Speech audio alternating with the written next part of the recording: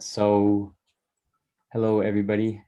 Thanks for coming. My name is Aaron, and I help run this small project called Dharma Gates. We're a 501c3 dedicated to connecting young people to deep meditation practice, to Buddhist communities in the US, to various opportunities to get more involved in practice if you're called that way. So it's our view that these practices will be invaluable in facing the kinds of challenges that we will be facing in our lifetimes. And we want to do our best to ensure that my generation, the younger generation, but also everybody is equipped to, be of service and find joy in the storm that we might be encountering. And all of our events are designed to be a gateway, so an invitation to take this practice or these practices as far as you're called to. Hey, Aylin, mute you real quick. Great. So if you have a powerful experience today or an interesting experience and you're interested in learning more about what's out there, we encourage you to fill out our advising form at Dharma-Gates/advising. I'll post the link in the chat, and we work one-on-one with folks to help them find opportunities to get more involved that are a good fit for them. And yeah, we work with a lot of different facilitators who have different styles and approaches to practice. So if you don't enjoy this event or you don't enjoy one event, you can come to another one. We hope to offer a range of facilitators, teachers, approaches that can connect to you. So we'll be offering a series of events this spring. I think we have 4 more on the books and a couple more that are being planned now. So you can stay tuned via our newsletter, social media, and also a lot of our most successful sort of promotion has been word of mouth. So if you have friends, if you enjoy this event, it's appreciated if you just bring a little crew like Nathan over there. That's great. And this event will be recorded. I'll be mostly recording Daniel, but if you'd like to not be featured during the Q&A section, you can just turn off your camera and mute me, or during any sort of broader discussion sections, or message me and be like, I don't want to be featured, just to make sure. If you have any feedback about the event or other questions about Dharma Gates, or just want to connect and learn more, you're always welcome to email us at team@dharma-gates.org. And with that, I'm excited to have Daniel Ryushin. I trained with Daniel here at the Monastic Academy for 9 months, from March through December of 2020. And I was excited to have him on joining us because in the time that I've known him, I've been consistently fascinated and impressed by the way he integrates his deep background in contemplative practice with a strong commitment to social and environmental action, and a sense of the pleasure and joy of practice, and not letting it, I find it's easy to go a little crazy looking too hard into the abyss of the environmental crisis. So I've really admired how he holds these things together, and wanted to invite him to share. So yeah, with that, I'll give it to you, Daniel, and the time's yours. If you can hand it back to me with a couple minutes left, I'll wrap up, but other than that, it's you. Cool. Okay. Thanks, Aaron.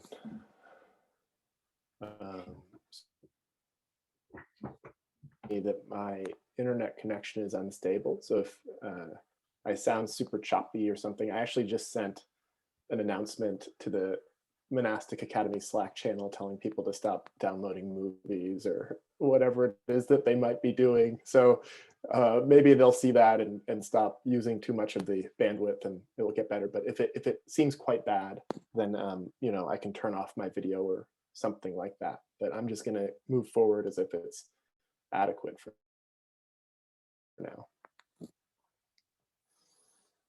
So as Aaron said, my name is Daniel. My monk name, my lay ordination name is Ryushin, which is a combination of Shinzen Young and Soryu Foral, who are 2 of my main teachers, along with one Rob Burbea, who's recently passed away. We're actually approaching his 1-year death anniversary. He is a primary inspiration to me, and is a primary inspiration for the framing and practices that I'll be sharing with you today. So yeah, Aaron and I, Aaron invited me to come on to Dharma Gates, and we kind of talked a little bit about what I might share. And one thing that I had shared previously with Aaron was a meditation approach to pleasure, to cultivating well-being in our practice, in our formal seated practice, as well as anytime we want a little dose of well-being. And I really enjoyed that workshop that I offered. It was here at the Monastic Academy, and I wanted to twist it a little bit to be more appropriate for this audience. And we thought we would offer that workshop plus a little bit of extra material on why one would want to engage in this kind of approach to practice if you want to become an agent of systemic transformation. And for me, the way that I hold the purpose of the path is to become a kind of omni-harmonizing agent of change. What that means for me is that you can step into any system, any human system or any system, be it your family, your friendships, your workplace, your community, your own psyche, or in this case, your energetic system, and sort of sculpt it, bend it, encourage it to open up into a more harmonious state. Yes. And this is kind of one way of rendering a vision of what it is to be a bodhisattva in the world, this kind of omni-harmonizing agent. Yeah, any system you enter into, by virtue of you entering into it, it becomes more harmonious, peaceful, it bends towards justice a little bit more. And when it comes to this practice of the energy body of samadhi, we can think of this as kind of like a fundamental or keystone practice that intersects and enables or potentiates our participation in all of those various systems. And so it's like totally key. I'm going to be leading a 3-month intensive at our Canadian branch of the Monastic Academy starting in early August, most likely. And this work with the energy body and with cultivating a harmonious energetic system is going to be fundamental. It's going to be the first thing that we spend time practicing. And it's going to be that which really enables and turns on our capacity to engage skillfully with things like our relationships, with ethics, with wisdom or insight practices. And so it's, in my mind, just absolutely key, absolutely the foundation. And so in this workshop, we're going to take a kind of clinic approach. So what we'll do is I'll say some words, give some context, and then we will do 3 sections. The first will be just sensitizing to our energy body, because this is a mode of perception that some people may not be familiar with. So we'll just do a little work to kind of learn what it is to kind of tune into your energy body, this way of perceiving, this aspect or dimension of your being. Then we'll have a little bit of time for Q&A just to like check to see if you got it. Then we'll move into experimenting and playing with breathing and using our attention and even conception and imagination in different ways to see how that sort of impacts and unfolds the energy body in different ways. We'll do a little guided meditation on that. We'll have another chance for Q&A to check that. And then finally, we'll do a meditation where we're specifically using what we learned to sort of like tune into and amplify feelings of well-being, peace, or just relative okayness, whatever we can find in our perception that we might cultivate through the breath and through our attention. And then after that, I'll say some words about why I think this is such an essential practice for those of us who are keen to be modern bodhisattvas, agents of positive change in the world. And then hopefully we'll have time for Q&A. I think there's few enough people here to be really nice to spend some good time like engaging and sinking into what's alive and interesting to you. But that's the flow. I'm curious if anybody has anything they want to say or express before I just say things for longer. Anything coming up? I see smiles and silence. Okay, cool. Cool. Is this, everybody's like, this is what I signed up for? This is good? Okay. Good. Okay, excellent. Okay, well, I'm going to ask for a little bit of participation here at the beginning just to like prime me with kind of shared reality. I'm curious, like, who here knows this word samadhi? Can you just raise your hand if you know the word samadhi? Okay, some people are off. Okay, cool. All of Nathan's crew. That's excellent. Nice. All right, Aaron, I know you know it, but you're not raising your hand. That's fine. And then who knows the distinction between samadhi practice and insight practice? Raise your hand if you think you know that distinction between samadhi and insight. Ish. Okay, cool. Ish. I'm seeing some head waving. Okay. Okay, so I'll clarify that really quickly. And this is like this kind of distinction takes a long time to unpack in our experience, but I'll just kind of like make the distinction conceptually right now, at least. So this is just one way of framing it. Different traditions, different Buddhist paths have different ways of framing this. But the way that I learned it is that samadhi practice is really about cultivating particular states of being. And in particular, these kinds of harmonized states of the energy body that are on a spectrum headed towards deeper and more profound well-being. On the other hand, insight is really about engaging with perception as it appears to you and sort of interacting with it in ways that reveal its intrinsic emptiness. And this is where things like seeing its impermanence or seeing that it's intrinsically causes suffering when you hold on to it, or seeing its selfless nature comes into play. So that's more in the insight practice bucket of practices, while this kind of cultivation of positive states of the being falls more into the samadhi bucket of practices. And traditionally, you do samadhi in the context of a Buddhist practice in order to kind of prepare your instrument to do the deep and occasionally quite unsettling work, penetrating into the true nature of being and reality. So we're going to kind of leave aside the insight work in this workshop and focus instead really only and exclusively on samadhi practice. So it's going to be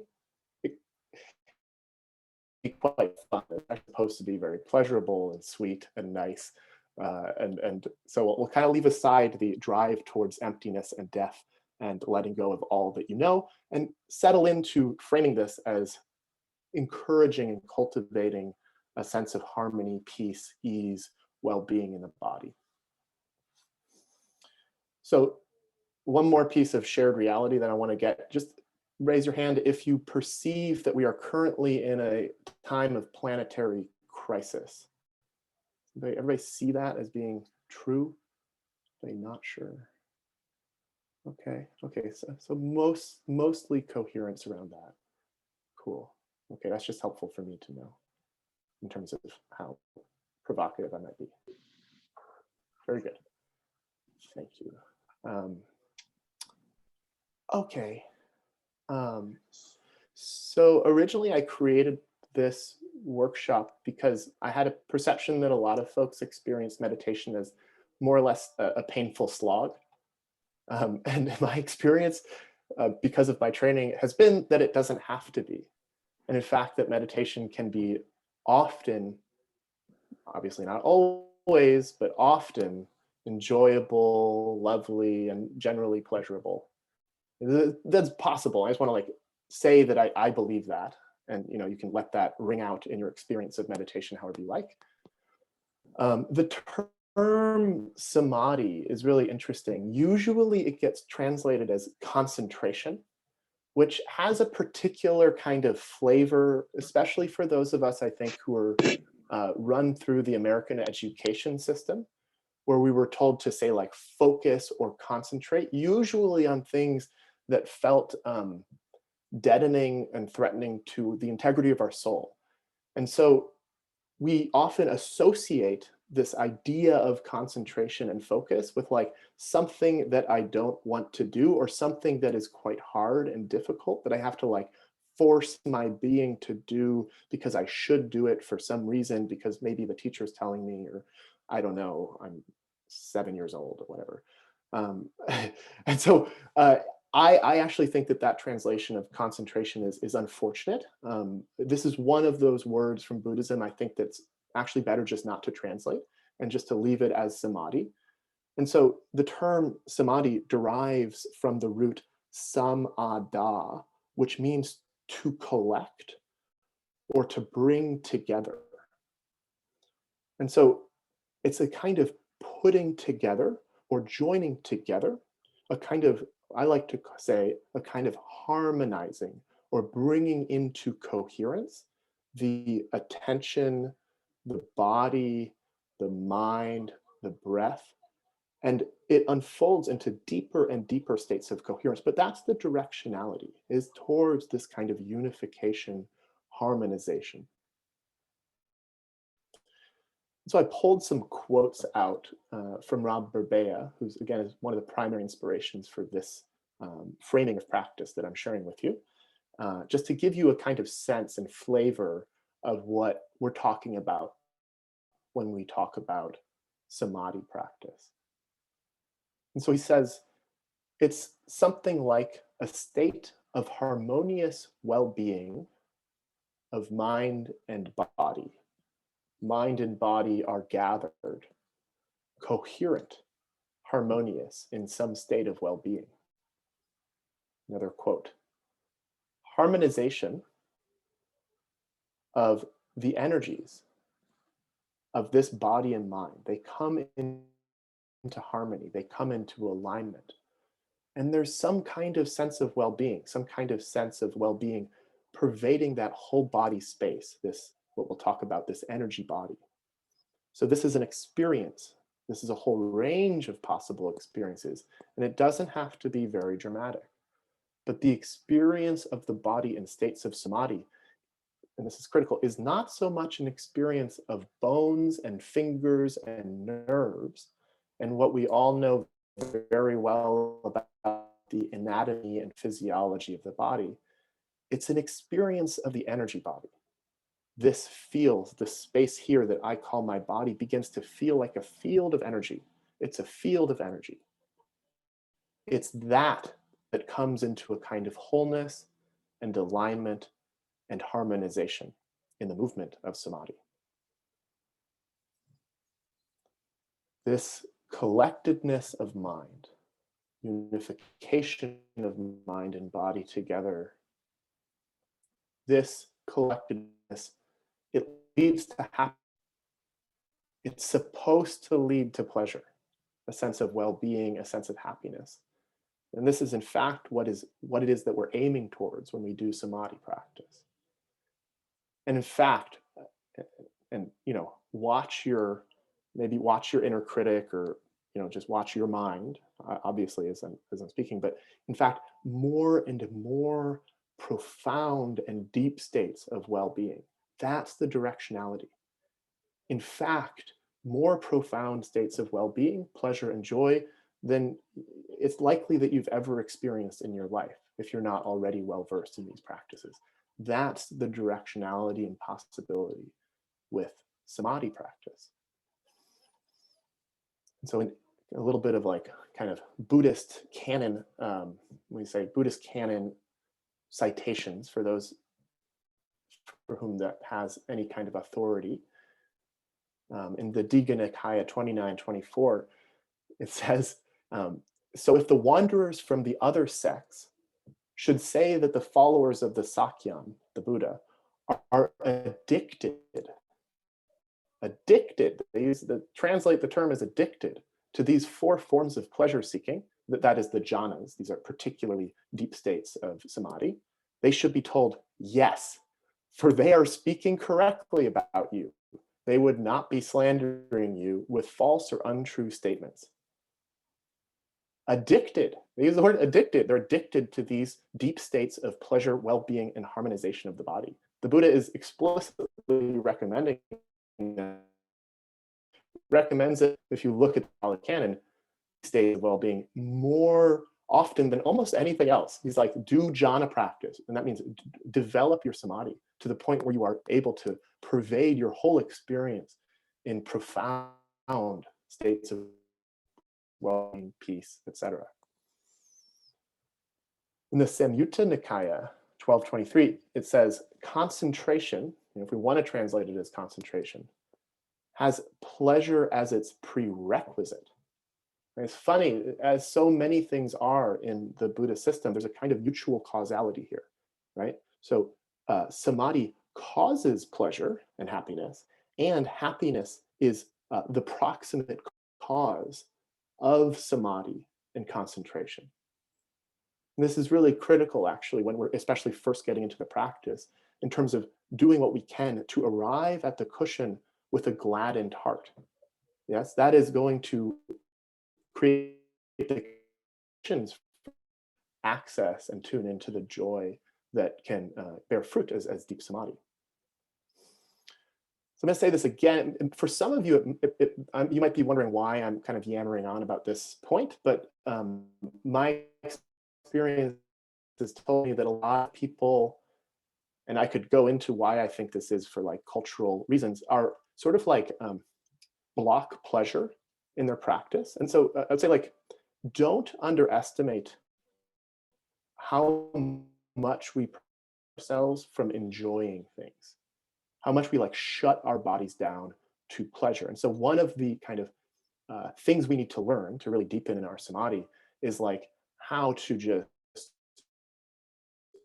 really enjoy, like really lean into, marinate into, soak into feelings of well-being.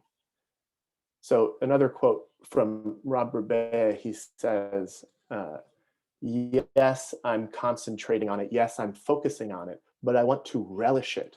I want to maximize my enjoyment moment after moment. You ask, where is the enjoyment here? Am I letting myself enjoy it? Can I enjoy it? Like nuzzling into it, oh yeah, or putting your tongue into a little cup of honey and just wanting to lick every last bit of honey out of it. Again, don't underestimate how much we prevent ourselves from enjoying. I'll just like point at Puritanism, if you're an American, or just European, whatever.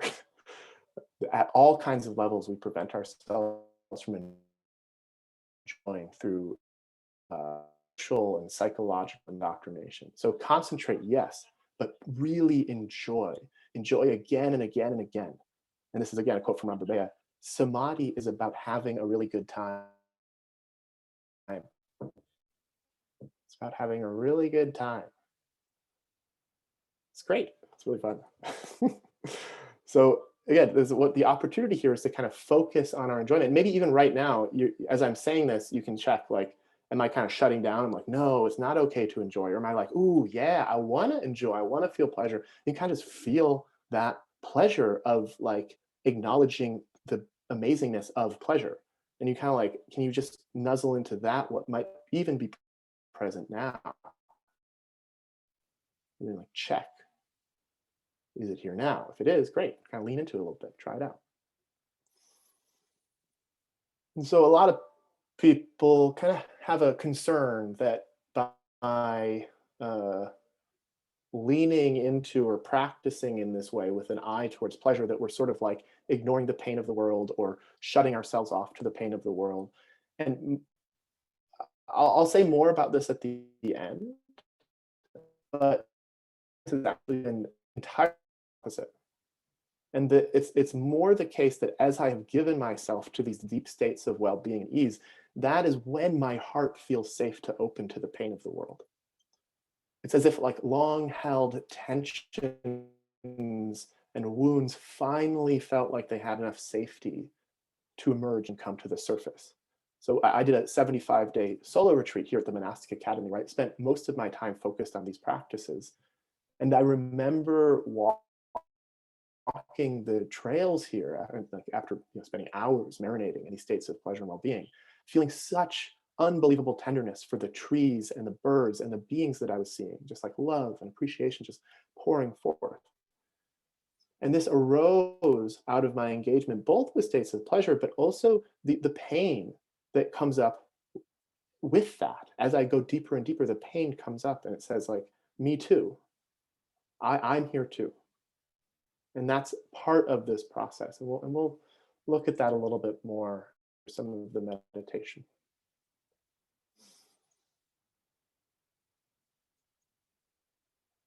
So let's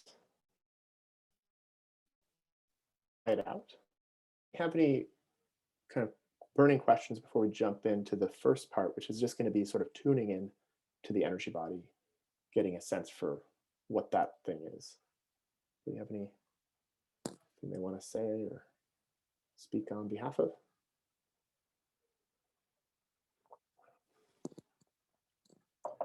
Okay, very good then. So we'll do this practice probably for about 10 minutes.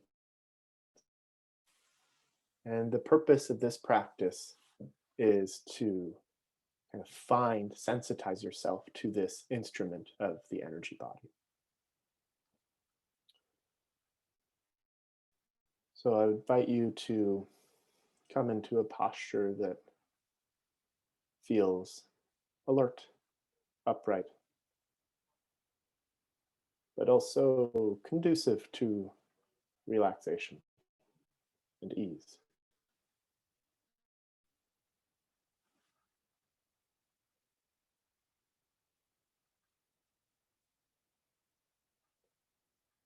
Now, as I said, probably the most important thing in this kind of practice is the quality of our heart, the state of our heart. And so check in. Are there emotions or feelings or parts of your psyche that are kind of wanting some attention, some care, some presence?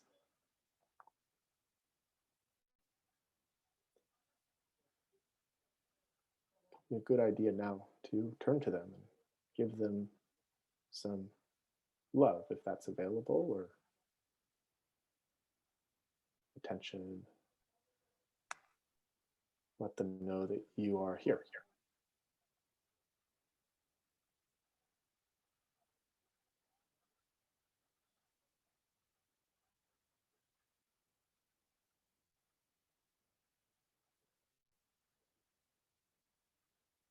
Sometimes when I sit down, I'm spend the whole time just checking in with the parts of myself who are calling out for attention. And if that's all you do for the rest of this workshop, then that's awesome. That's time well spent.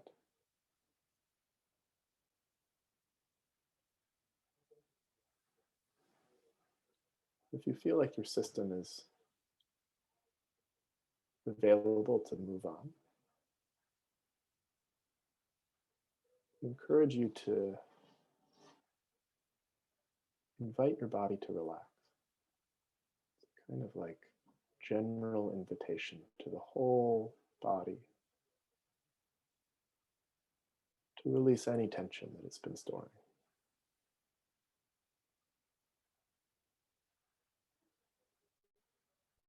Perhaps in the shoulders,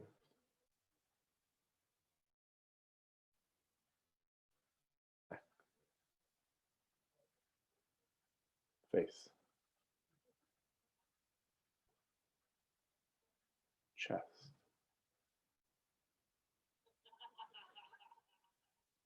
belly,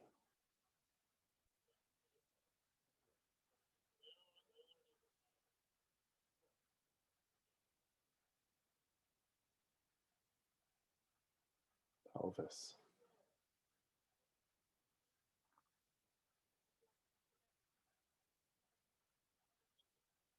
upper legs, lower legs, and feet.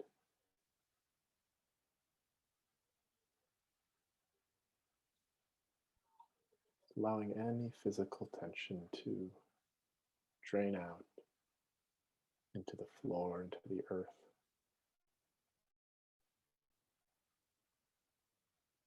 Feeling relaxed, growing sense of ease.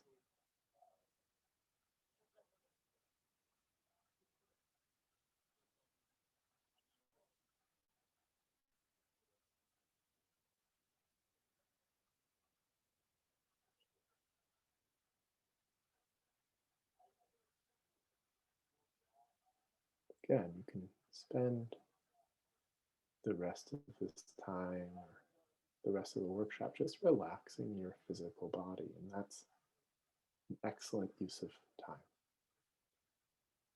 Or now you can open your awareness to cover the whole field of the body, this area we call the body, and perhaps an inch or two beyond that. So there's a kind of bubble of awareness that permeates, suffuses the body.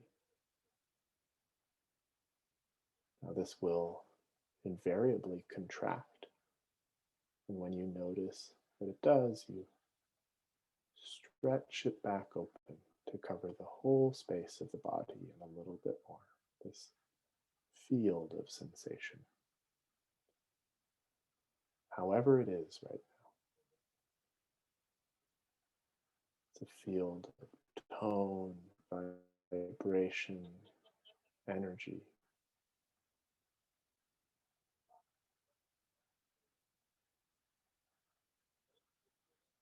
Just notice it, open to it, allow it to dance. And when your awareness contracts again, as it will many, many times, just stretch it back open, gently encouraging this whole energy body awareness.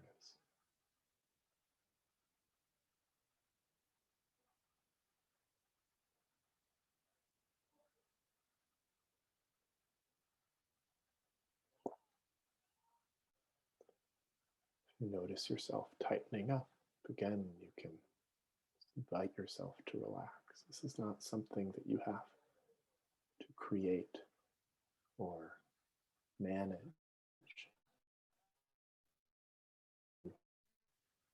Let go into, you release into, you tune into aspect of your being, this field of energy.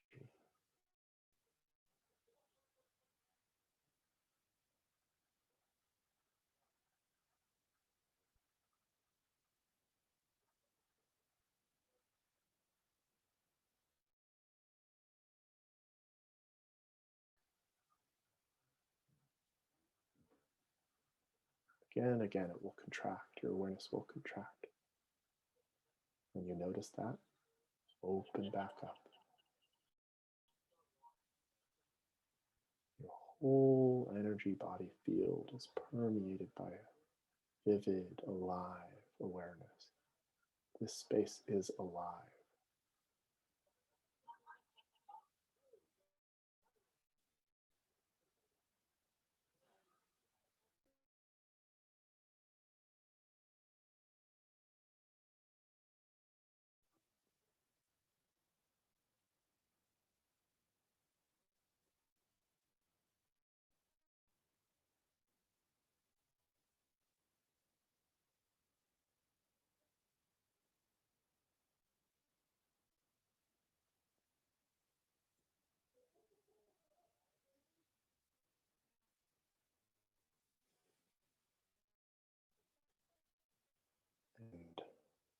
And as you're ready, you can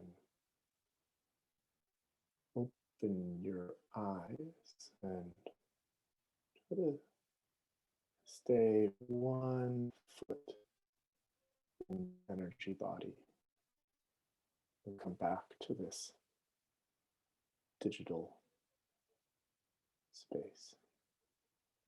See if you can keep part of your awareness tuned into this field of energy.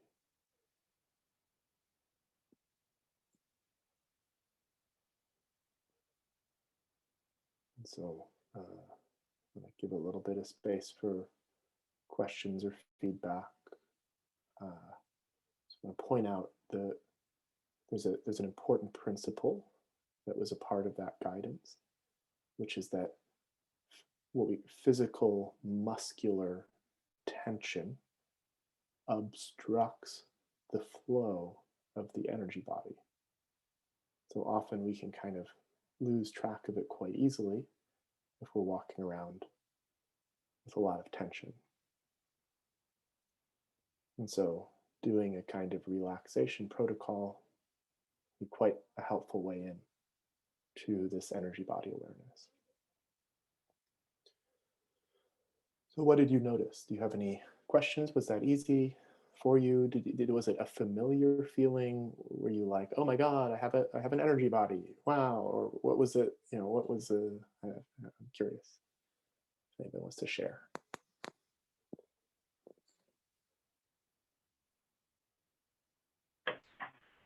Yeah, I'll share something I noticed.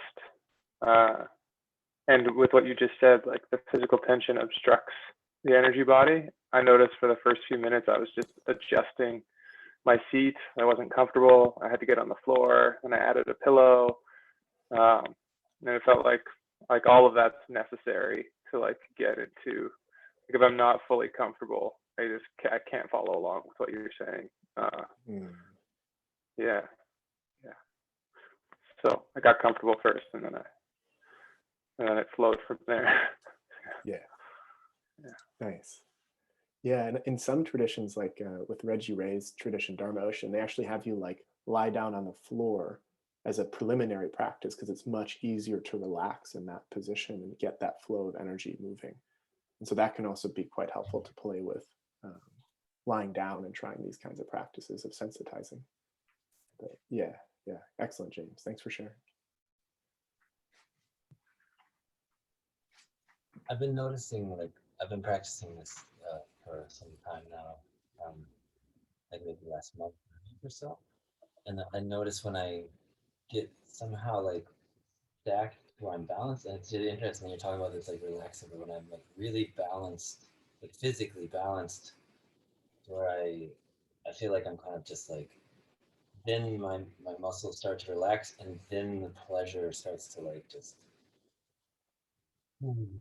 through me, and I wondered if that was like, it's really great to hear that that's like right on schedule, like what I should be doing. But I find that it's like just playing with that balance point and getting to where I'm like really just sat, and everything is can just like kind of fall, and suddenly I start to like feel it go. Yeah. Awesome. Yeah, thanks, Nathan. That's perfect, and it's exactly right. There's a kind of, in the seated upright posture, there's a kind of opponent processing that we're looking for between focus and relaxation, which is actually one way of talking about samadhi, is this focused relaxation, energized calm.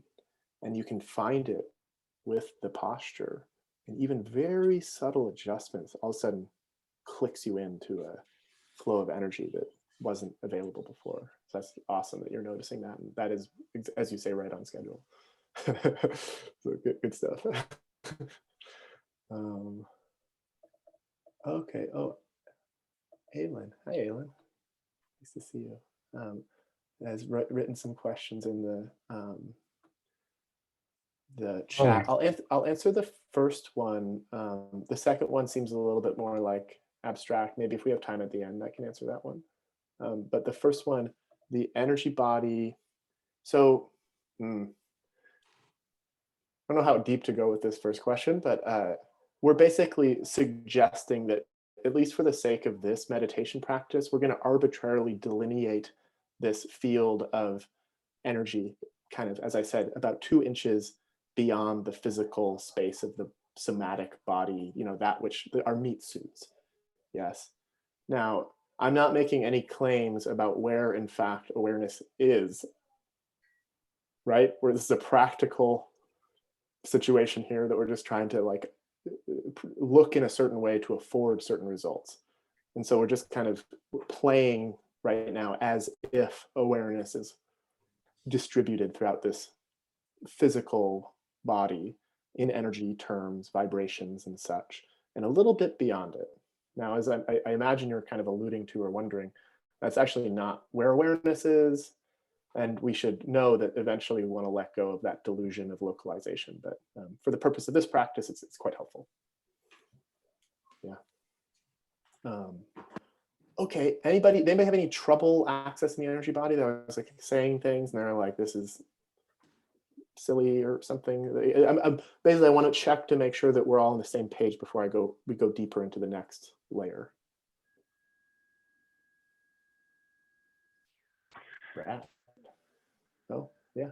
Yeah, I imagine there's like a gradient of understanding. Like even when you say the word samadhi, it's like or like the word presence. It's like somebody who's really present really knows what that means. And like I have a definition of it, but like I'm probably not on the high end of the spectrum of what it means. But yeah. So that's how I think. I think I get it, but I also know there's probably a lot more to get. Yeah. Yeah, cool. Yeah, me too. Totally. Excellent. Okay, great. So I do want to say a few words about like emotional stuff, just in case anybody, it can be sometimes hard to share about this topic in group calls, especially if you're like currently in a thing.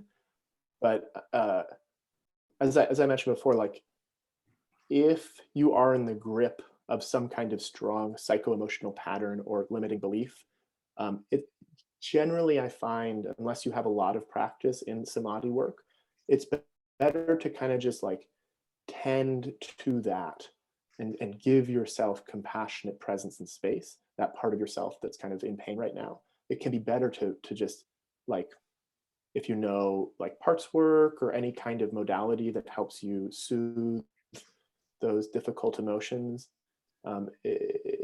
it can actually like exacerbate it to kind of like try to feel good when in fact you feel bad. And so I'm going to like now guide something that will help you access states of relative calm and well-being. But if there's an active like psycho-emotional thing happening for you, then feel free to like ignore me and just sort of like soothe yourself. One thing that if you don't know any protocols for that, one kind of become aware of whatever it is that's happening for you that's painful or difficult.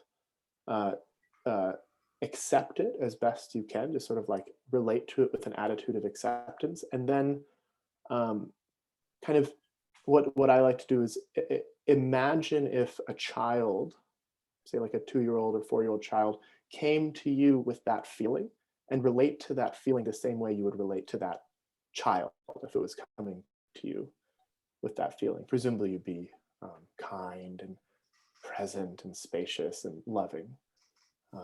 And so totally awesome to spend, again, the rest of the workshop in that space. And sometimes when I'm very triggered, I will spend a whole session, a whole day just exploring that kind of stuff. And that's totally fine and part of this. With that being said, we'll now do a slightly longer practice, probably around 20 minutes or so, of energy body awareness and the kind of cultivating our energy body through the breath and through the attention. So again, invite you into a posture that feels appropriate for this practice. Ideally one that is both alert and relaxed. Taking a little time at the beginning to find that balance, that poise of the body.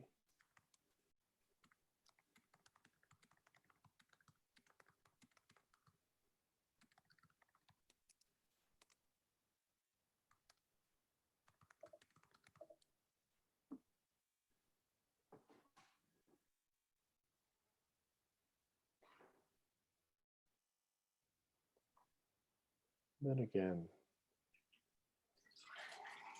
inviting the body to relax.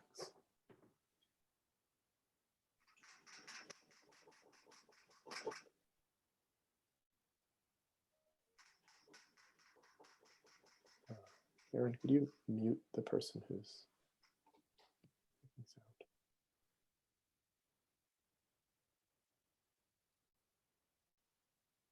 Bringing awareness to any spots of tension and breathing in a way that relaxes them, inviting them to relax. Allowing tension to drain out of the body and down into the floor, into the earth.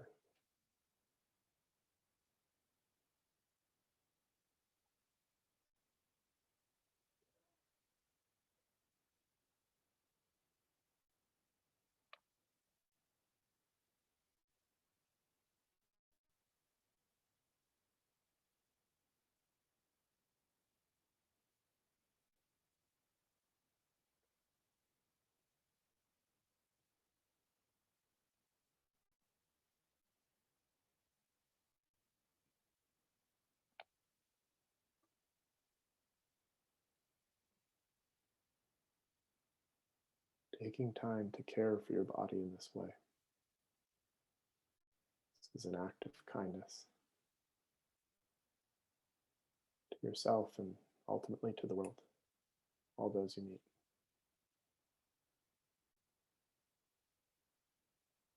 Relaxing physical tension.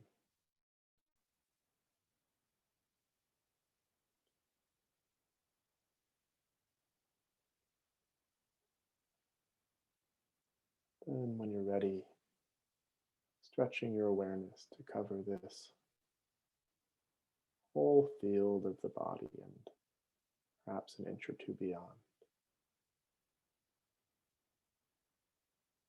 Tuning in to this field of vibrations, texture, tone, sensation. Allowing your awareness to permeate it, the quality of vivid aliveness. Turning up the brightness. This field of energy, this energy body. Relaxing into it. It's like you're sinking into a pool. You feel submerged, totally immersed in this field of energy.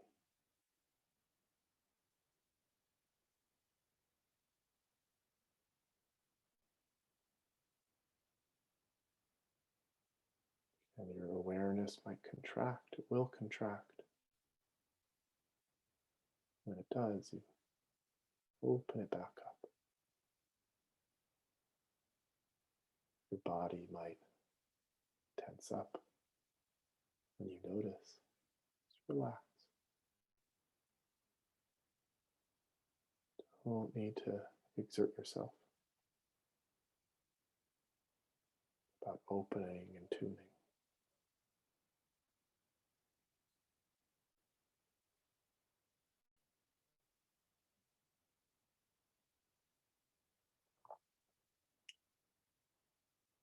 So with this whole energy body awareness as the basis, we'll explore and experiment with different methods. I'm just interested in seeing what happens. Curious. Curious.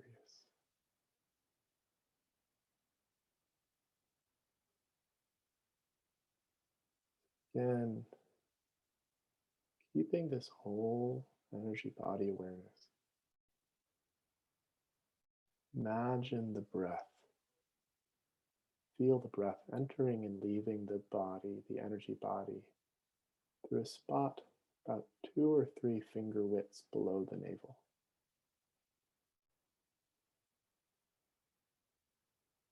as if the energy body was breathing or being breathed from this spot, 2 or 3 finger widths below the navel. Seeing what that's like.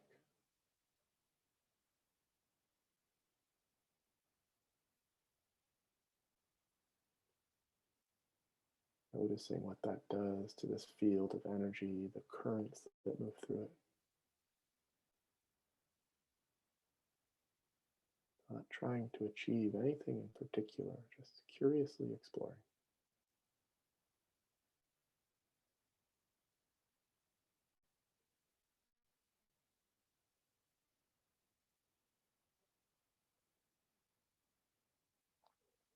Perhaps playing with the breath to see what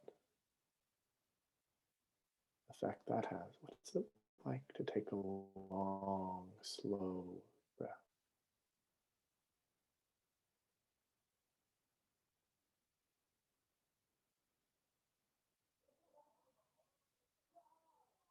What's it like to take a shorter breath?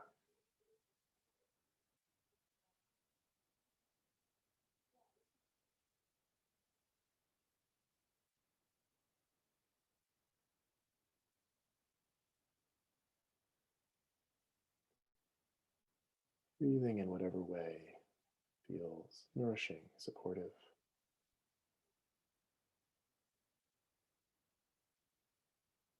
Kind.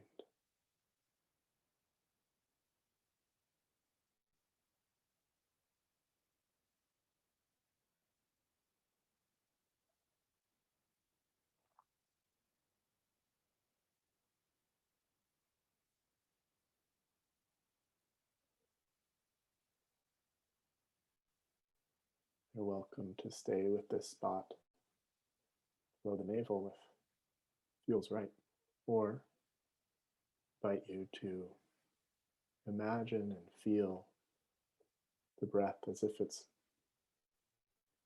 coming in and out of the energy body from the back of the heart. Maintaining this whole energy body awareness. What's it like to feel, to sense the breath coming and going in the area behind the heart?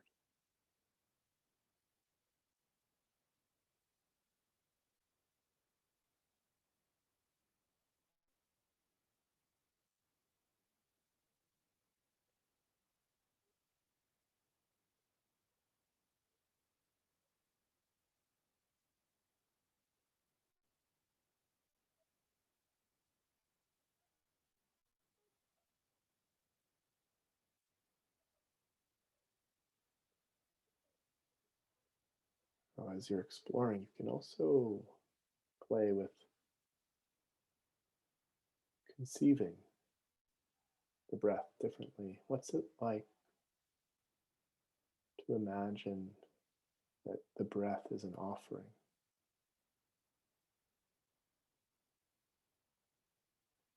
A gift.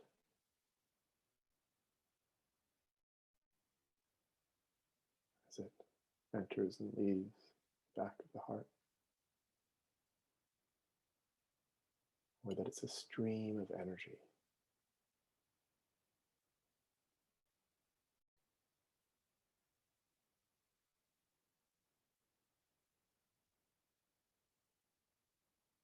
Perhaps that it's somehow has the substance of love.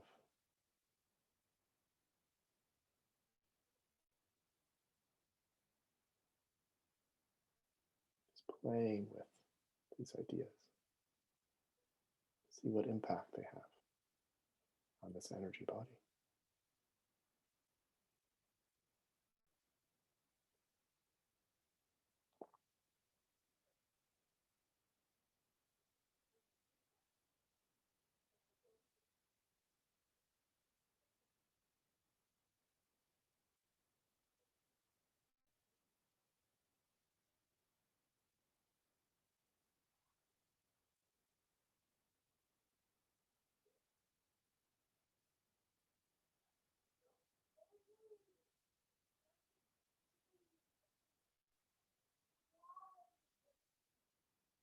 Or if you like, you can stay with this spot behind the heart.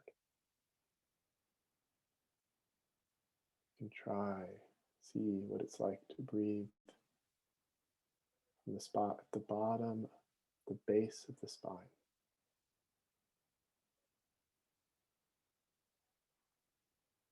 Perhaps feeling your whole lower body fill with a kind of energy. So breathe in and out through a spot at the base of the spine.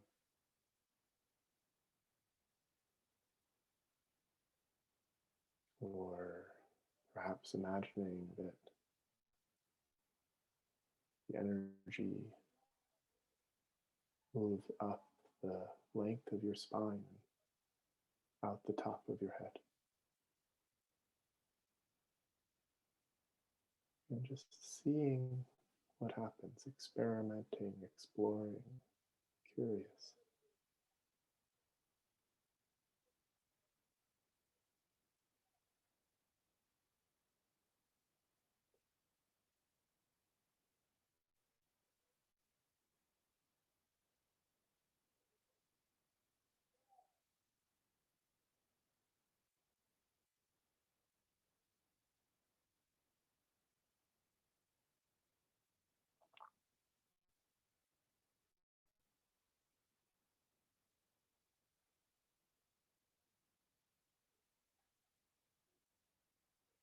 Or you might sense that your body is somehow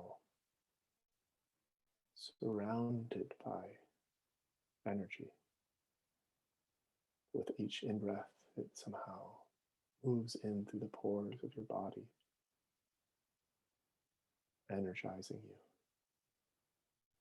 With each out-breath, stale energy leaves, relaxing you, purifying you.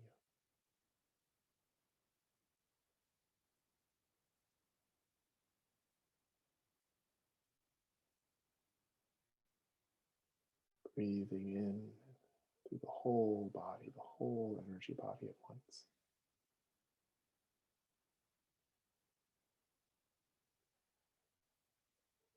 Breathing out through the whole energy body at once. Relaxing and energizing.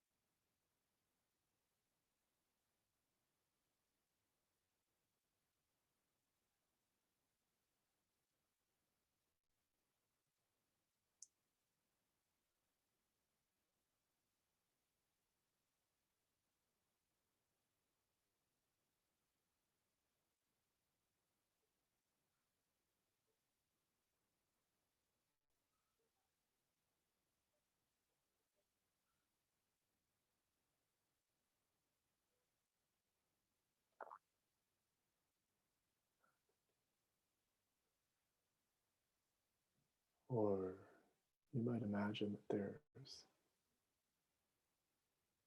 kind of energy at the very core of your body. With each in-breath, it expands to the whole field of the energy body. With each exhale, it returns to the center.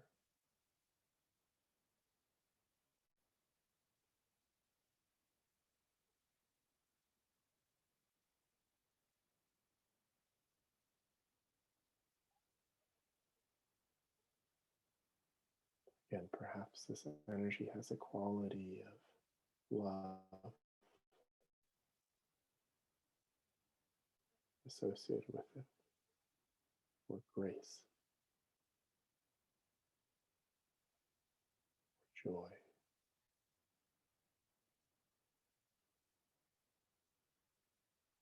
or friendliness.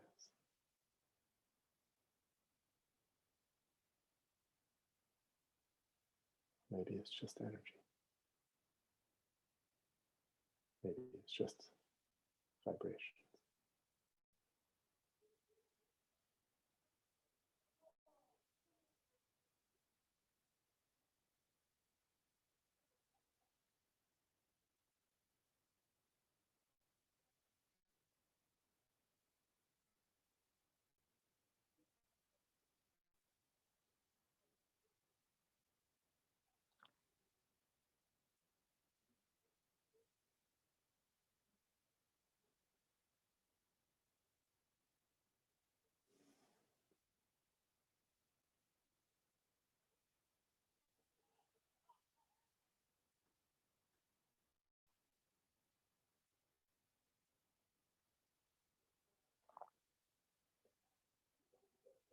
And at your own time, as you're ready, you can begin to open your eyes again, keeping one foot in this energy body awareness as best you can. Learning the skill of weaving this awareness into our lives. You might even open your eyes and try to stay tuned in. Notice when you get lost, close your eyes, tune back in, open your eyes.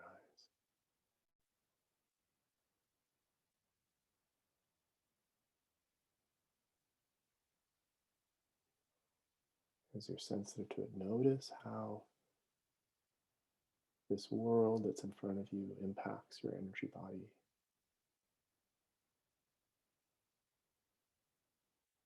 It intersects your energy body. Do you contract?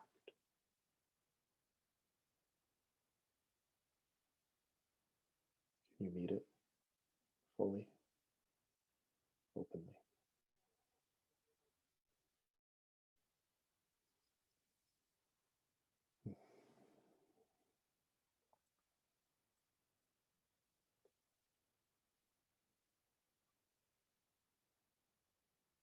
Okay.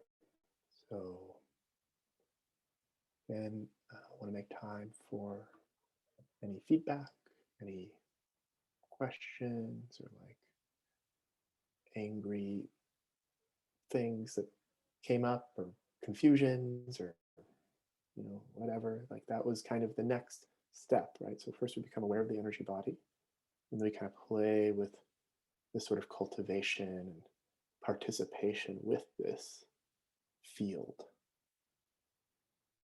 Yeah. And there's lots of ways, many, many more ways than I mentioned. Many more ways. Perhaps an infinite number of ways. Yes. Or I will say there are an infinite number of ways. I'll just claim that. Yeah. So any questions? Anything that anybody wants to just share, reports, whatever.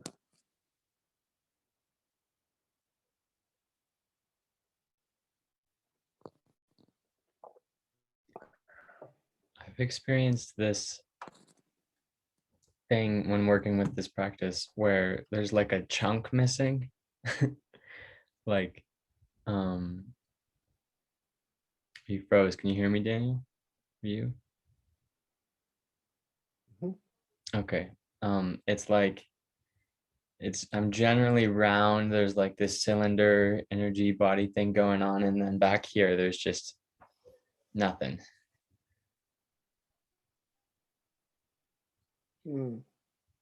Like behind you.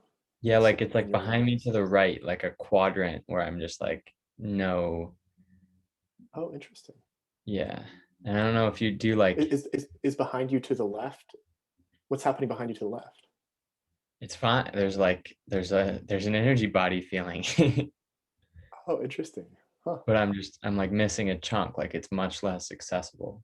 Oh, interesting. Do you have a sense of what's happening there for you?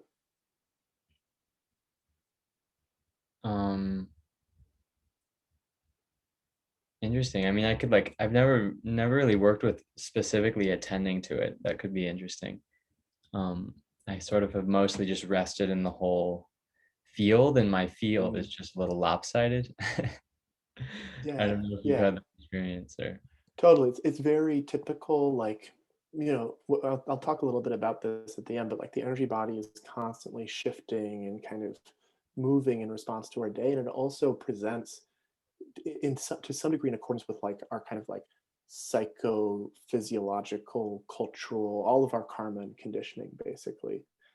And so, as is the case, particularly I think in like the Chinese medicine tradition and other traditions too, like where you put your energy will start to kind of like unfold and be energized and become clarified, and more aliveness will flow there. So if you want, and I think generally it's a good rule of thumb to kind of like bring attention to that which seems dead or numb. Just take time, if you haven't done it before, to just like check that whole space where stuff doesn't seem to be happening. Check it out. I'm just like, what's going on there really? And just be with the nothing much happening for a while and see if stuff starts to happen. Probably start to fill in a bit. Yeah.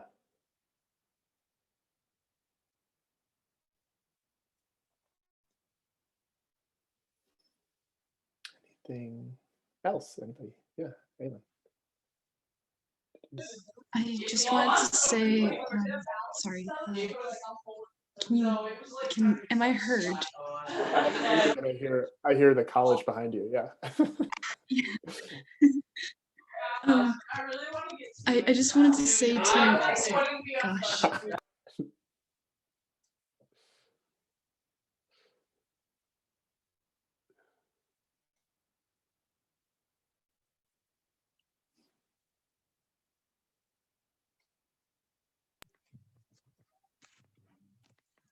So I just wanted to say to Aaron that I had a whole part in my back that I just couldn't feel at all. So the middle section just doesn't exist. And what I did was just wiggle transversely. I imagined some ropes somewhere here. I just started wobbling them very quickly. And then suddenly it started tickling. And I realized, oh, there is a back, but I didn't have one before. Yeah. That's good. That's cool. Thanks, Aylin. Yeah, and what one of the things that brings up is the energy body is this really fascinating dimension of our being that is kind of like in between the objective and the subjective. And so our imagination and our creativity and like imagining ropes or whatever, like that can just turn on things, right? And like the imagination and their conception has a real influence on this space or dimension of our being. So that's why we can be so creative and playful. And maybe you have 6 chakras or 20 chakras or 9 chakras, and we can kind of create and discover it through our practice and through our exploration. So thank you, Aylin. That's great. Anything else that people want to share? Yeah. Hi. Oh, go ahead. I imagine kind of or like different things that kind of came up for me. But one thing was like to imagine this kind of orbit, like almost like a wheel with my breath.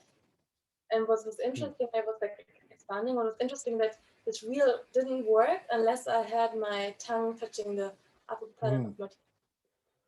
And that was like, and it didn't like, and that fixed it. And therefore, then it was like, so also something physical that, like physical change that I find very interesting and yeah. Awesome. Yeah, great noticing. And this is how whole systems of energetic medicine get invented. And so that's excellent. Like things like acupuncture are designed to open up and harmonize the energy body. So there is this kind of like relationship between the physical and energetic systems. And it's important to acknowledge that. It's also important not to like, and I don't imagine that you're doing this, but then to imagine that it is always the case for everybody that they need to put their tongue on the roof of their mouth in order for their energy body to flow, which is how you get fundamentalist energetic ontologies, which the world has enough of. So we'll just say that it's different for different people. We can create and explore our experience in open and playful ways. Yeah. But awesome that you found that. That's really cool. Keep doing it. Yeah, Susanna, you had something? Yeah, hi. I just got so relaxed that I kind of went into a lucid dream state, into these incredible landscapes, which were just absolutely amazing, and seeing the earth from above, stuff like that. So, I don't know. Maybe it's just I was just too relaxed. Well, I mean, so that's awesome. It's totally valid and excellent practice and very good, I think, for the psyche to explore in that way. It's a little bit not what we're necessarily doing here, but often what you'll find is when you veer into that more like imaginal, imagistic landscape, that if you check in your energy body, it's often doing a thing. And sometimes what it's doing is harmonizing. And so you can sort of like, if you find yourself in that lucid space, you can just sort of like lean back into the energy body, maybe even do like 50-50, and you'll notice it start to sometimes sync up and start to feel really like grooving. That can sometimes happen. Other times you can get quite lost in that space. And again, that's totally excellent for some ends, but it won't deepen your samadhi practice necessarily. Yeah, no, as soon as I became aware of it, I came back, of course, but it was just, cool. I mean, spaces that I'd never been before. Yeah, it's cool, right? Isn't it cool? It's pretty cool, right? It's fun. I like it. I think it's fun. Yeah, James. Yeah, I'll share something. I'm just really liking how this feels, like really stepping into like how the breath can be playful and pleasurable. And I think sometimes they relate to meditation in a more punitive rather than pleasurable way. Really relates to what you said about that European, programming, that sort of feeling of punishment or like, forcing myself to do something. But it's nice to be reminded that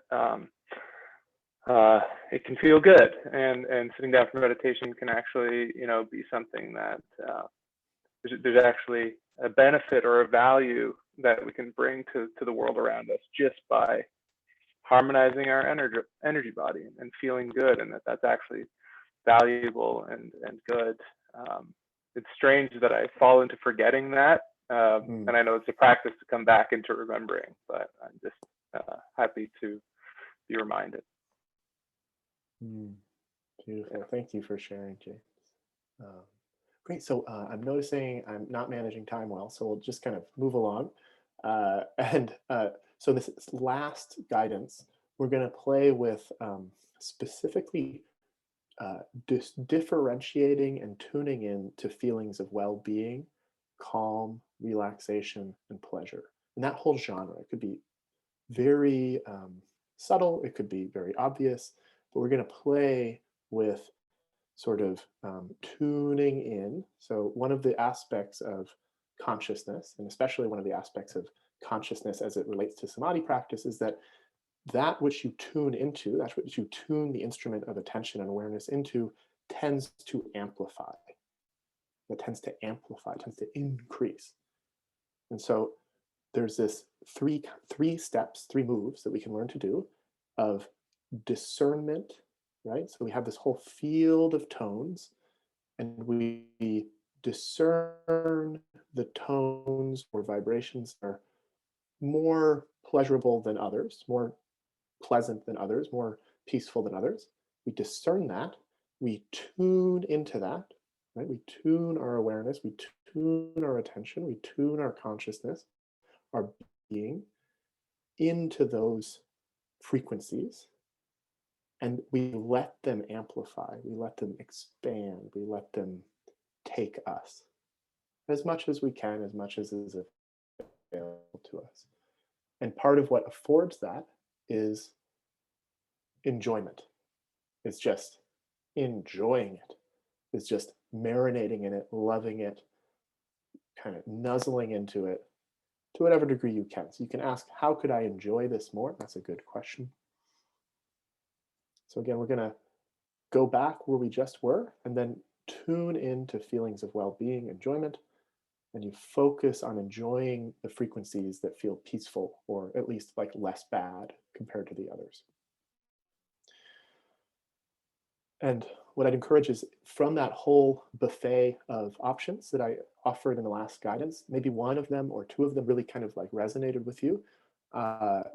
Use that to kind of start to harmonize the energy body. Or if you came up with one on your own that you know that works for you, or that you have one that you know that works for you, use that, and we'll go from there into this process of amplifying well-being. So again, finding yourself in a posture that is both upright and relaxed. Just immediately relaxing the body, letting any tension that accumulated in the last 10, 15 minutes to totally let go. Totally relaxing. Letting your whole body hang from your spine, embraced by gravity, relaxing into the earth.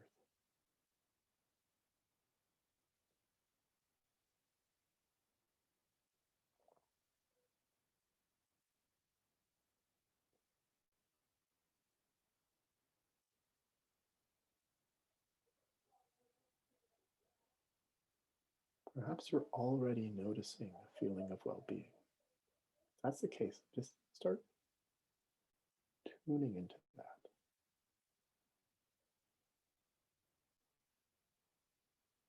Offering yourself to it.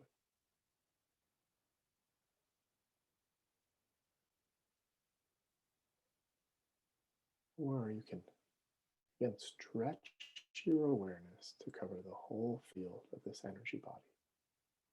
The physical body and perhaps an inch or two beyond.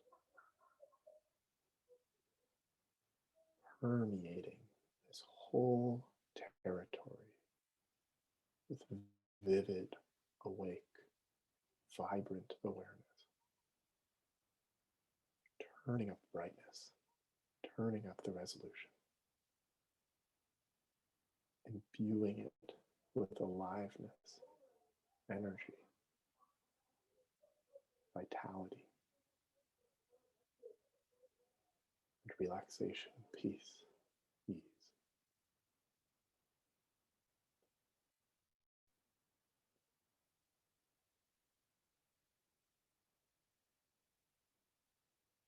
You might wonder, how can I breathe now that supports a feeling of harmonization, well-being, peace, ease, release, stillness? And try it out. Breathe in that way.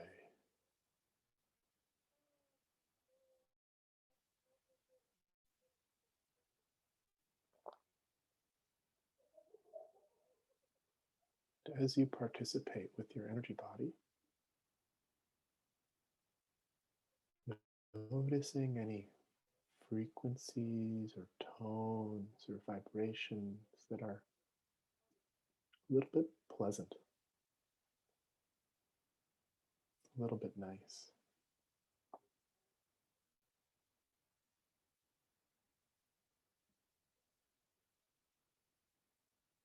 And welcome them. Enjoy them. Relish them. Appreciate them. Open to them.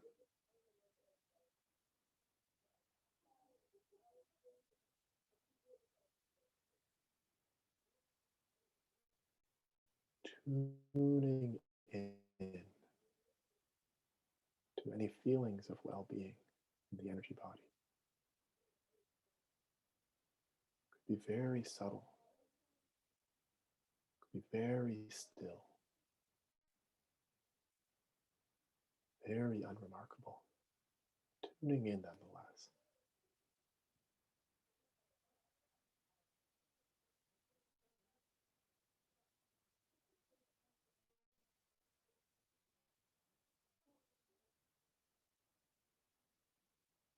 Giving them space to amplify, to take up more room.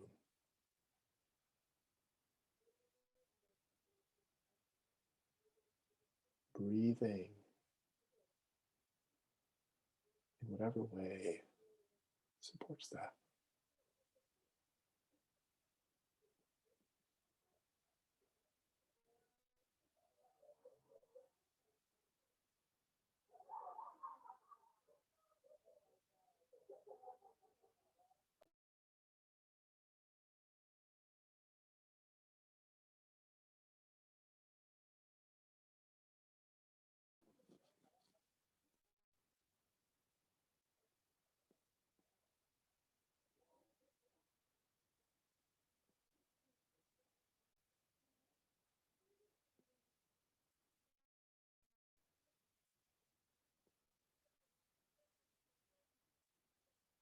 might get distracted and awareness might contract, and stretch it open.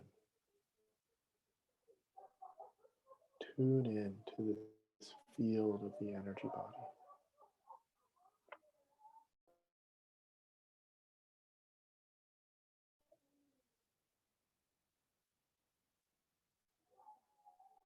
And then see if there's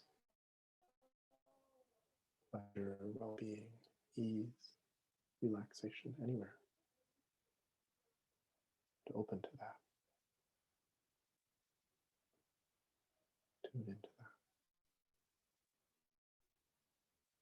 Be very subtle.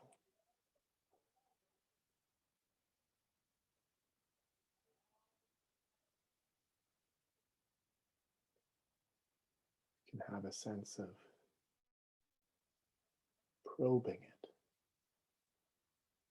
reaching out and penetrating it, this pleasure, well-being, moving to it.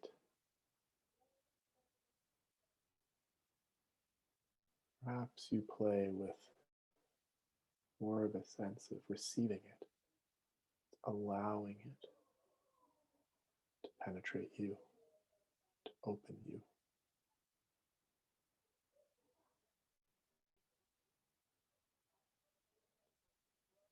Maybe moving back and forth between probing and receiving.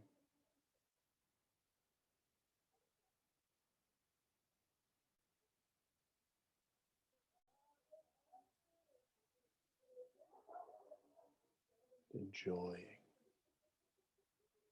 whatever well-being is here. How can I enjoy it just a little bit more? It's okay to smile. It's okay to enjoy. It's good.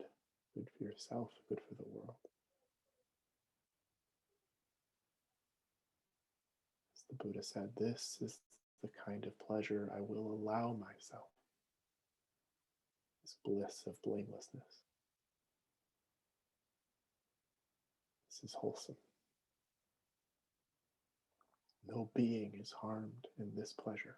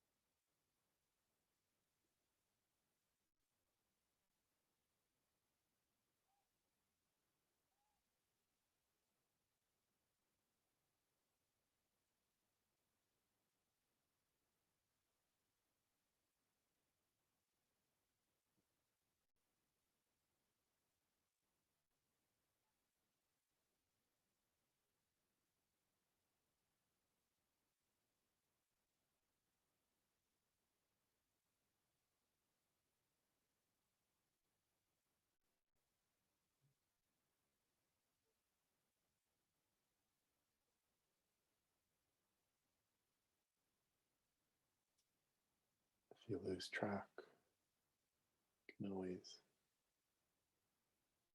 relax your body, tune in to the energy body. Just breathe in a way that feels kind,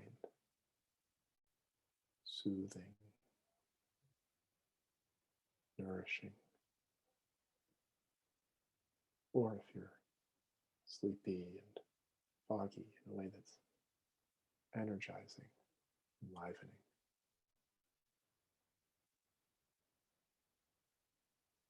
Responding always to what's here now.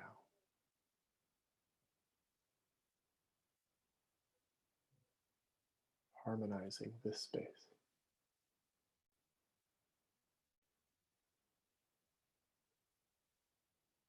Caring for this part of the world.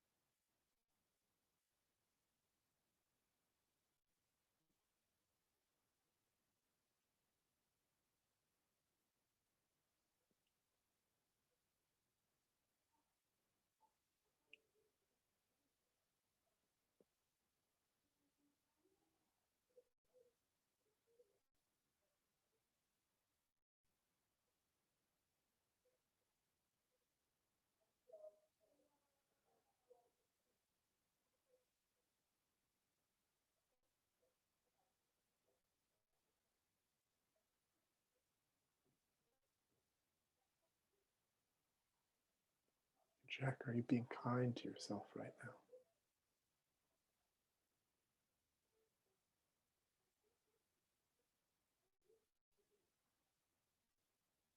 What would be a kind way to breathe?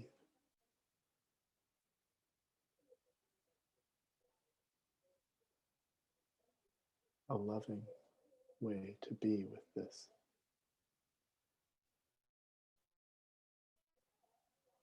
part reality, this energy body.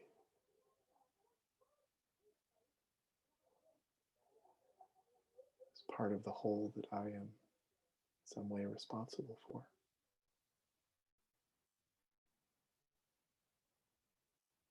How can I care for it now, this moment of perception?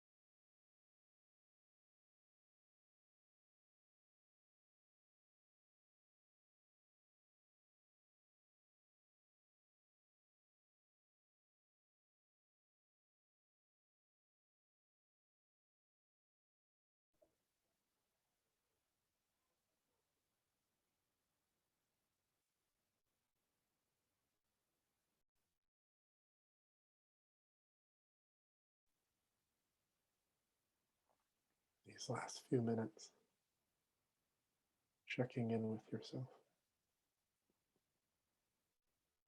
Am I being kind? Am I participating in this in a way that brings harmony?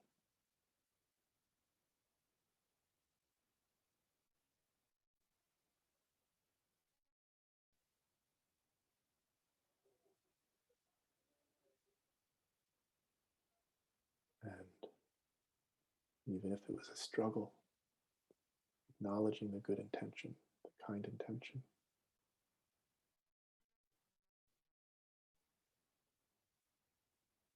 That such kind intentions are critical now.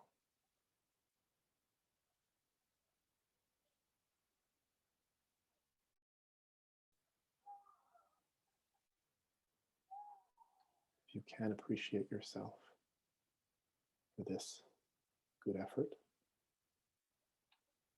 for this kind stewarding of your energy body, it's good to do that now.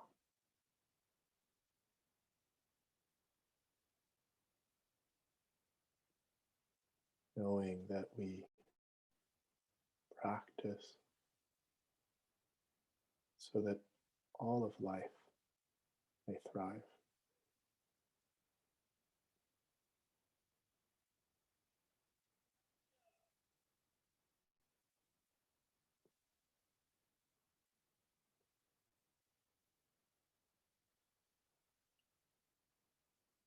Again, beginning as you're ready to open your eyes, while still keeping one foot in the energy body. There's no rush. off, and as soon as we open our eyes, we leave. That happens. You can close your eyes again, tune in. Slowly open your eyes. Stay with it.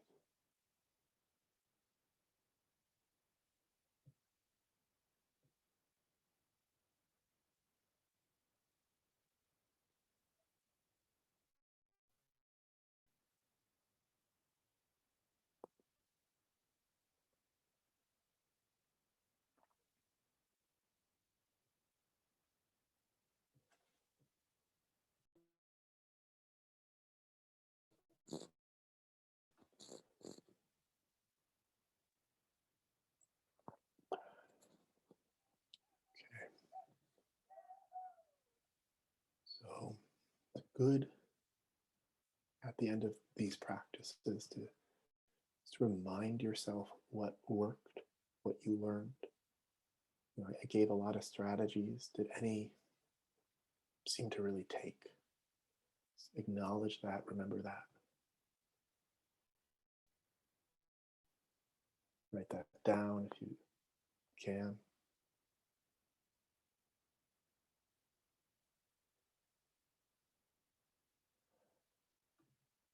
I want to say, well, hopefully we'll have a little bit of time for questions, and I'm also totally open to like getting questions after this or whatever, but I want to say a little bit about the relationship between this practice and systems change, because we put that on the event description, and feel out of integrity if I didn't at this point. So and it's important too. I think Aaron shared with me that this community, Dharma Gates, is full of people who are attempting to weave together personal transformation and collective transformation. And there are a couple points I want to make, some of which are probably obvious, but some of which are subtle, about why this practice is so essential to being or becoming this kind of person who, as I said before, can kind of like step into any system and bend it, encourage it to move towards harmony, justice, peace, benevolence, goodness. And so I'll go from like the obvious to the maybe more subtle. So the obvious one is like, you know, mindfulness generally is talked about in terms of self-regulation, you know, so like you get, your nervous system gets hijacked by a difficult situation or a difficult relationship or interaction or Facebook, right? And mindfulness can kind of like help you come back to your senses and regulate, come back into your parasympathetic nervous system, right? Kind of like de-trigger yourself a little bit. And that's super critical in this world of hypernormal stimulation where agents with billions of dollars are trying to hijack your attention for profit. And it's great, mindfulness is great. And if we get good at what I was teaching in this last workshop, they're kind of like super ninja self-regulation skills, right? Like it's one thing to be able to come back to your senses. It's another thing to more or less at will be able to drench your whole body in joy and peace and bliss and love. It's just totally possible. It's actually possible for anybody who puts the time in. It's totally possible. You can then kind of step into the center of Moloch, the center of the machine that is destroying the planet, and regulate yourself. You can encounter terrible tragedy, suffering.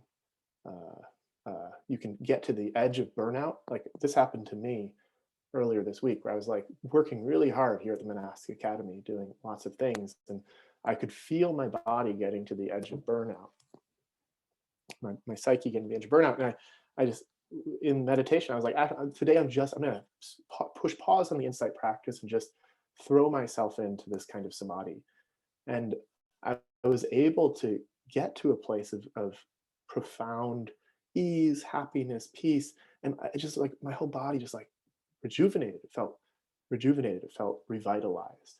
And I was able to show up the next day full of energy and life.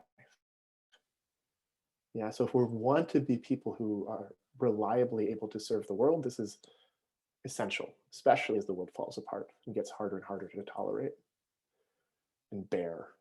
You know, as I said before, it also, the more we're able to kind of have this well-being, the more strangely we're able to encounter the pain of the world with an open heart, really encounter it and not kind of shy away, right? And that's critical to have a real response and not just think we're responding or something. So that's like pretty obvious. You know, you might have already gathered that that would be very helpful if you got good at this. A slightly more subtle way that this supports us in our pursuits of systems changes. I call it kind of like the ability to refuse. Right? I have a podcast, and one of the first interviews I did with somebody who's really a big fan of basic income, which is this idea of giving like $1,000 a month to every citizen of a nation just because, like, you know, by default. And he said that one of the reasons this was so good is because then workers would have the capacity to refuse their employers. Their employers would tell them to do something and the worker would say, I don't have to do that. I have enough to survive. I'm good. And that's really good materially. And just so, once we kind of develop this capacity for well-being, we have that psychologically and emotionally, right? It's hard to negate or escape the system when you are addicted to its products for your happiness.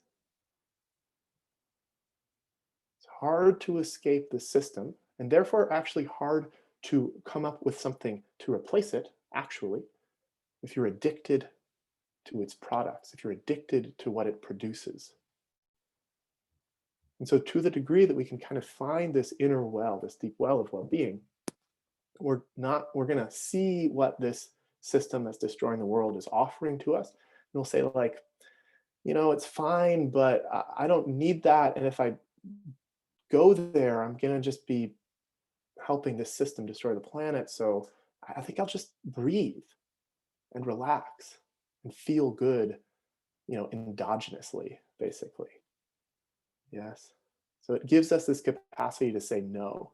And more, this allows us to restructure our habits. And then this leads to probably one of the most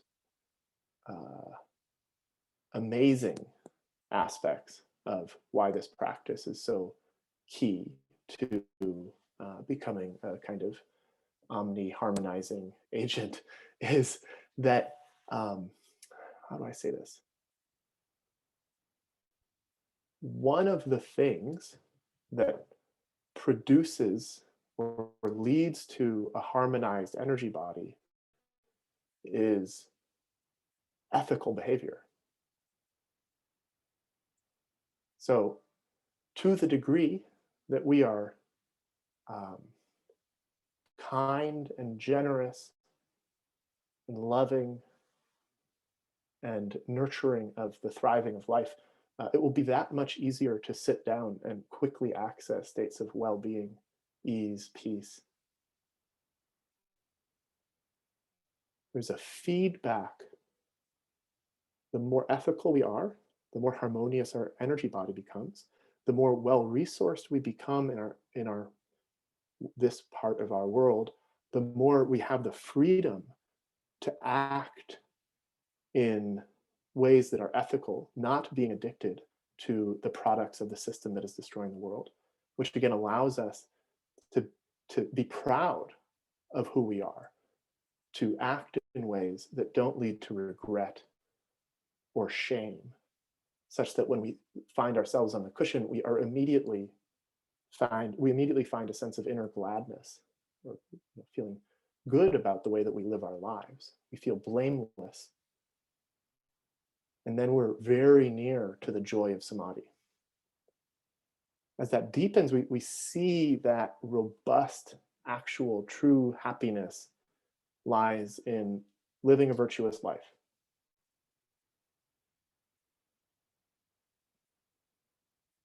That's it. Not in the insane ideas of what our culture considers conducive to happiness. That's just obviously not the right move. Obviously. There's like, we know it's obviously not it. And they can try to tempt us all they want, but we have this practice, we have this method of coming back to ease, to relief and release.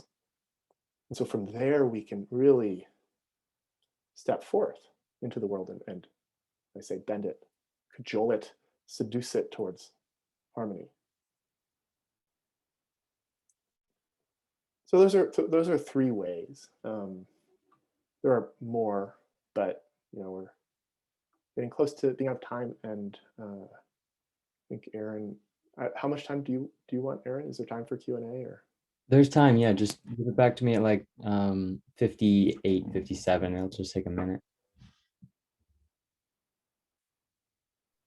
Oh, okay, great. Okay, then we have like 10 minutes for anything anybody wants to share, questions, whatever.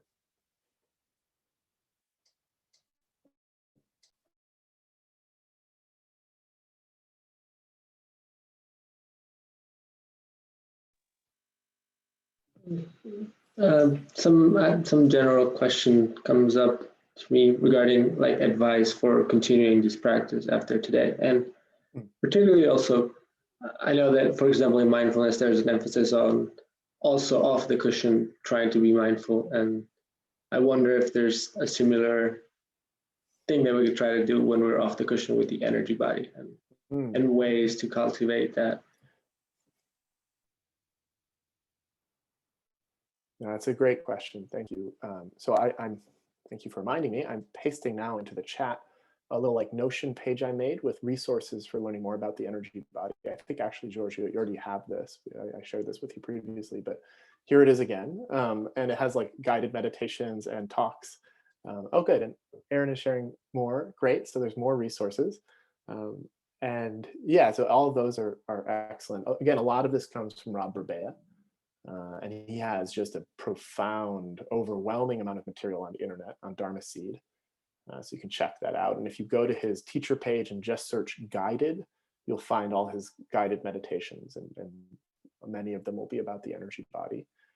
As far as practicing this off the cushion, there's a couple. I mean, one is just like, I would strongly recommend, if you're drawn in this direction of practice, to just make energy body awareness your base practice, right? So whenever you are remembering to practice, as you're walking around, as you're doing anything ever, in any case, just come back to the energy body, right? Just like one might come back to the breath as a focus space or focus object, just come back to the energy body. You want to get to the point where you're kind of like always aware of what's happening in your energy body. It's just part of your perception, just like you always know what you're hearing or seeing. You're just always aware, like, this is my energy body is happening like this. And so that's like, as just a base layer, really, really good. And then once you start to get that down, like it becomes habit or really available to you, you can start to just play, really have this attitude of play where you're like, what would feel good? Like, could I breathe up my feet into my chest? Could I breathe in my heart? Could I just like, is there pleasure already? Like right now I notice there's pleasure in my knee for some reason. So I kind of tune into that. Now my whole lower leg feels kind of nice. That's weird. I don't know why, but there it is, right? And so you can just sort of like have this relationship where you're in an ongoing way trying to just sort of like nudge and encourage energy and well-being. This is very hard actually because of the negativity bias of the brain. You know, it's often said that the brain is like, what is it, Velcro for negative experiences and Teflon for positive experiences. And so it takes a lot of work to kind of rewire the brain, but it is possible. It really, really is possible. And it just takes like a lot of dedicated practice, and it's totally worth it. You should do it. Yeah. Anybody else? Anything else? I have 6 minutes. Yeah, I'll share again. Just really feeling how by doing this, like an experience I'm having, just listening to your voice feels good. It hits my ears, and just like the tone and what you're saying and what you're sharing, it feels good in my body. And I think that's really real when it comes to systems change, and as we become more harmonious beings, and being able to ripple that out and affect the other people around us. And I'm very much feeling that just during that last meditation, really just hearing your voice, and like whenever, just feeling it ripple from up here all the way down, and really appreciating that today. Yeah. Cool. Yeah. One thing to note is I'm pretty sure that if you know AMSR, they're doing stuff in this area. I'm pretty sure. So if you get that kind of thing, I don't, but I've talked to people who do, and I'm pretty sure it's like kind of, there's some kind of real symmetry there. So yeah. Yeah, I've heard some people get it with music, and some people don't. I'm definitely someone who gets full body chills with that stuff. Oh, sweet. Yeah. Oh, cool. Yeah, use that. That's great. Thanks for sharing, James. Yeah. I just wanted to say thank you. That was really, really nice. Yeah, thank you. Thanks for coming.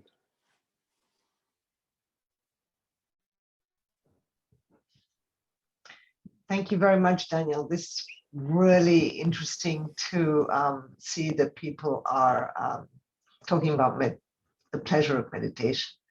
I've been meditating for quite some time, and I've been experiencing the absolute joy and transformation in my life, and the fact that everything has become a lot easier, and whatever you were saying, the systems change thing. But it's really interesting to see it being taught like that. That's why I joined, because I was quite curious. Fantastic. Well done. Keep it up. Oh, thank you. Yeah, thanks for coming.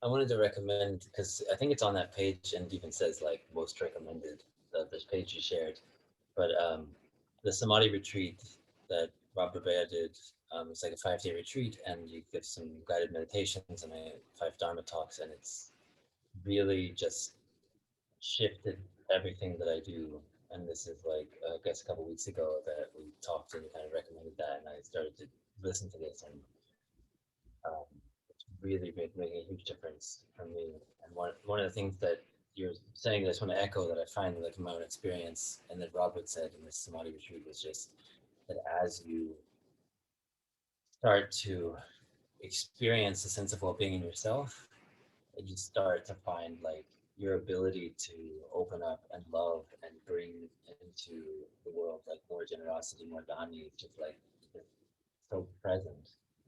I find myself like getting over decades old senses of like lack and FOMO and bullshit, and being able to just like be there. And it's wonderful. So I encourage you to check that out. And thank you for coming to me. Thanks, Nathan.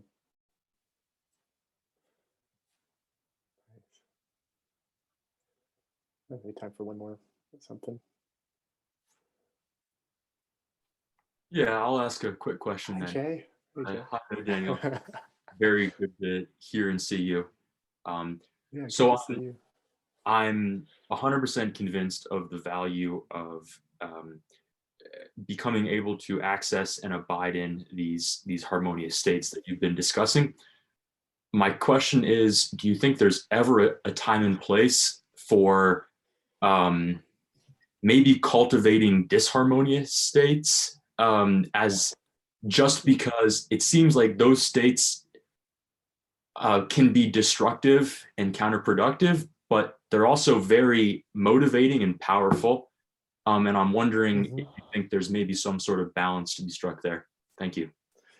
Yeah, excellent question. Really fun question. So I wouldn't recommend necessarily cultivating disharmonious states, but they will come to you nonetheless, whether you want them or not. And the kind of our capacity to meet them and transform or transmute them and through them discover a deeper harmony is actually really what a lot of this is about, right? It's about how we meet tensions such that we discover a deeper, more robust harmony that is how practice really unfolds into the depths, I think. And that has to do with that means in our relationships, in our lives, in our energy body, all of that. And so we're not like ignoring tension and disharmony. We're actually making use of it as fuel for deeper, more true harmony. But I don't know that I'd recommend cultivating it, but I definitely wouldn't recommend like ignoring it. Yes, I wouldn't recommend ignoring it. They often say that samadhi is close, or they say insight practice is close to suffering, and samadhi practice is far away from it. So you want to have like some kind of oscillation, right? This is just one way of practicing this samadhi practice. It's not the whole game. A big part of the game is really like tuning into and like walking into suffering intentionally, knowing that on the other side of it is a deeper harmony, a deeper insight, a deeper well-being.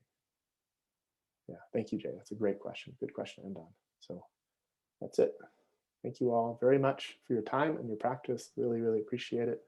And yeah, beautiful to see you all here. Thank you. Yeah, thanks so much, Daniel.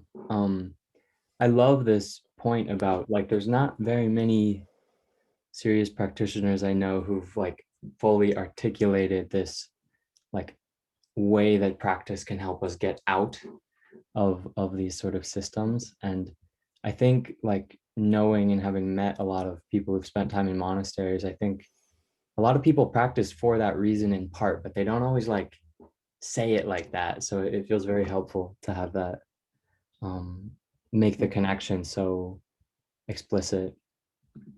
I just wanted to give a quick reminder that Dharma Gates and the Monastic Academy are nonprofit organizations.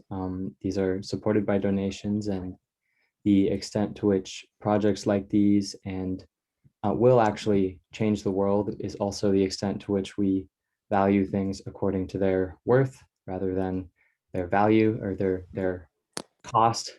And so if you are a person with resources, we encourage you to support organizations like Dharma Gates and Maple according to how valuable you really think they are for the world. And if you're not a person with resources, don't worry about it. And thanks for coming and offering your presence. And for those who want to stay a little bit longer, I am going to hang out for maybe 10 minutes, maybe 15 minutes. If people want to learn more about Dharma Gates or talk a little bit more, miss the intro or anything like that, I can provide some more context for what this thing is. And yeah, we have more events coming up this spring, so hope to see you guys again at future stuff. And I'll put the donate links in the chat, but you can also find them on our websites. Thank you all.